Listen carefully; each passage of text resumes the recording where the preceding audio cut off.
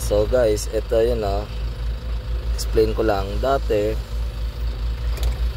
ito nung hindi pa umaandar, low power siya itong FAW natin. Sensya na sa against the light dahil tanghaling tapat ngayon nung napaandar namin. So yan guys, as you can see, wala pong lumalabas na indication sa dash natin. Yan po ang fuel, ang battery. Ito naman po. Ngayon sa RPM natin, normal po siya. Ngayon susubukan natin apakan ng konti. Yan, mababang mababa. Ang bilis pumalo. And then pag bababa siya hanggang dyan, normal yan.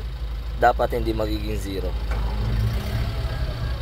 Siya nga pala guys, ito is semi-overhaul lang inabot nito.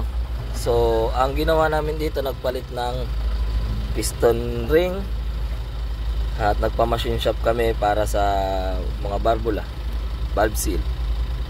Ayan guys, pero sa timing doon tayo magkakatalo kasi hindi lahat kabisado ito, which is China truck FAW.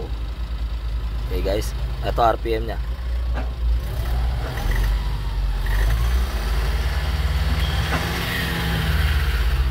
Lakas.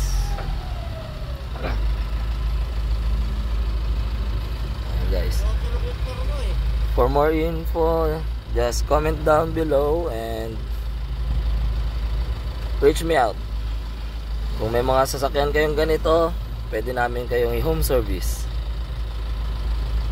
See you on the comment section. Bye.